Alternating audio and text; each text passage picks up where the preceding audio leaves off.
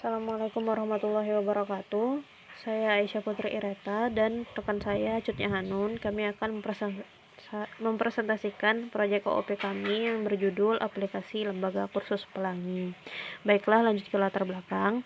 Latar belakang dari lembaga proyek kami adalah yang mana itu banyaknya lembaga non-formal, pendidikan non-formal di Indonesia.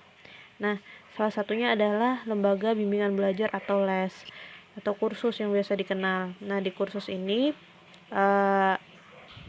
pasti memiliki internal masing-masing ya, dan di sana juga ada pengolahan sebuah data. Nah, untuk mengefektivitaskan kinerja dari orang-orang yang berada di dalam lingkungan kursus tersebut, maka kami akan membuat sebuah aplikasi khusus internal yang berbasis desktop di aplikasi di sebuah lembaga kursus. Ini itu lembaga kursus Pelangi. Pertama-tama kita akan membahas rumusan masalahnya dulu. Di sini kita membuat dua buah rumusan masalah, yaitu bagaimana pembuatan aplikasi pemilihan les pada Java, kemudian bagaimana cara menjalankan aplikasi pemilihan lembaga les. Nah, dan selanjutnya kita juga membahas mengenai Java Database dan OOP. Nah, kenapa tiga aspek ini? Karena tiga aspek ini yang akan kita pakai pada aplikasi kita dan pada proyek kita. Pembahasannya tidak jauh dari tiga ini. Yang pertama adalah Java. Java adalah sebuah platform teknologi pemrograman yang bertujuan untuk membuat sebuah bahasa pemrograman yang portable dan independen. Dan Java ini merupakan salah satu dari banyak bahasa pemrograman yang digunakan oleh programmer. Kemudian adalah basis data. Basis data atau database ini merupakan sebuah kumpulan informasi yang disimpan dalam komputer secara sistematik sehingga dapat diperiksa menggunakan suatu program komputer untuk memperoleh informasi dari data tersebut. Nah, di sini kita pada proyek ini kita menggunakan MySQL untuk database-nya. Kemudian adalah OOP. OOP merupakan Object Oriented Programming, yaitu sebuah objek yang bertujuannya objek. Jadi pemrograman ini bakalan berjalan ketika objeknya dipanggil, dan Java adalah salah satu bahasa pemrograman yang murni menggunakan orientasi objek tersebut.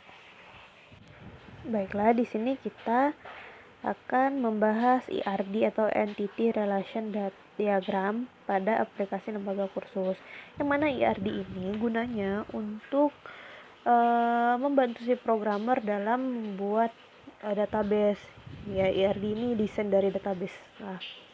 Nah, pada aplikasi ini terdapat tiga buah tabel, yang mana masing-masing tabel memiliki atribut yang berbeda-beda. Yang pertama adalah tabel operator atau TBLOP. Dia memiliki atribut ID operator dan sandi. Nah, dari sini dia juga memiliki tabel jadwal, yang mana di tabel jadwal ini dia memiliki atribut ID jadwal, ruangan, hari, pelajaran, dan jam masuk. Nah, dari tabel jadwal ke tabel operator itu memiliki relasi atau yang seperti di gambar yang bentuk diamond ini. Nah, relasinya itu adalah input data, yang artinya si operator bisa menginput data jadwal. Dan kemudian ada entitas atau tabel pelajar. Di sini tabel pelajar itu ada ID pelajar, nama, jurusan, jenis kelamin, dan alamat dari pelajar. Itulah atributnya. Nah, tabel pelajar ini juga memiliki relasi dengan tabel operator. Ya, relasinya one to many ya. Dan relasinya itu adalah input, edit, hapus dari data pelajar tersebut. Langsung saja programnya. Jadi di sini saya akan mendemokan aplikasi yang kita buat, yaitu dengan judul Lembaga Kursus Pelangi. Di sini ada satu aktor, yaitu operator. Setelah halaman utama, kita pergi ke halaman login, yaitu ada ID operator dan sandi. Kita isi ID-nya, yaitu admin, dan kita isi sandinya. Pergi ke halaman masuk. Setelah itu disuguhkan seperti ini, ada pergi ke halaman data pelajar dan jadwal. Jika kita pergi ke halaman data pelajar, akan keluar form seperti ini. Di sini juga ada tombol-tombolnya seperti simpan, edit, hapus, reset, dan tampilkan.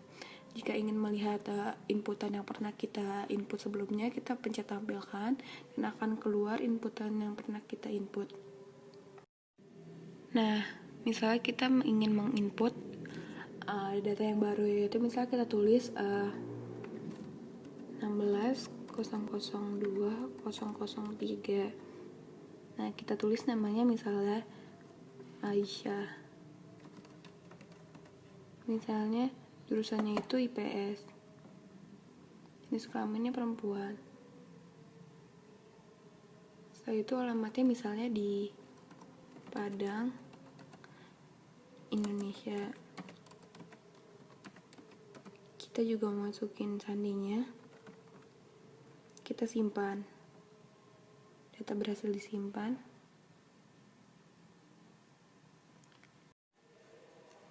Nah, setelah berhasil diinput, misalnya kita mau ngedit nih, apa yang salah, kita mau edit yang di sini atau kita mau pilih yang di tabel E. Biasanya kita pengen pilih tabel yang di tabel E, itu misalnya ada yang salah nih di Cutahanun ini.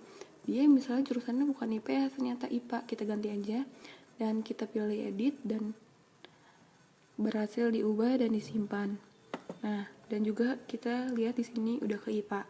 Dan misalnya ternyata si Cutahanun udah nggak ada les lagi nih di Lembaga Kursus Pelangi. Kita tinggal hapus aja datanya. Data berhasil dihapus. Nah, di sini juga tidak ada. Mungkin selanjutnya kita misalnya akan pergi ke halaman jadwal, yaitu seperti ini. Nah, setelah itu misalnya kita pergi ke halaman jadwal. Nah, di jadwal ini misalnya kan ada tombol-tombolnya seperti simpan, ubah, hapus, dan reset, dan tampilkan. Misalnya kita pengen lihat data yang pernah diinput sebelumnya, kita tinggal menggunakan tombol tampilkan. Di sini ada tulisannya di tabelnya. Nah, gitu. Dan setelah itu kita misalnya ingin menginput data, kita tinggal, ini kan ada kayak gini, kita reset aja, dia akan hilang di sini di formnya. Dan kita misalnya mau isi ide jadwalnya, misalnya J004, terusnya habis itu harinya itu misalnya Selasa itu ada pelajarannya, kita mau masukin pelajaran kimia. Terusnya jam masuknya itu misalnya jam 1 sampai jam 13.00 sampai 14.00. Nah, ruangannya misalnya di ruangan 002. Nah, kita habis itu kita simpan. Data berhasil disimpan.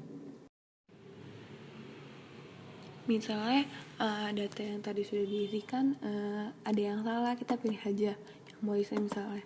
Nah, seperti ini misalnya kita mau ganti yang ini, kita ganti ruangannya ternyata salah, bukan 004 tapi 007.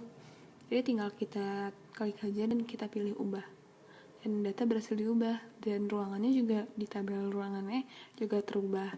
Nah, misalnya ternyata yang ini kita mau hapus, kita tinggal klik saja dan kita pencet klik hapus. Dan seperti ini, data berhasil dihapus. Mungkin sekian dari demonya, kurang lebihnya mohon maaf. Assalamualaikum warahmatullahi wabarakatuh.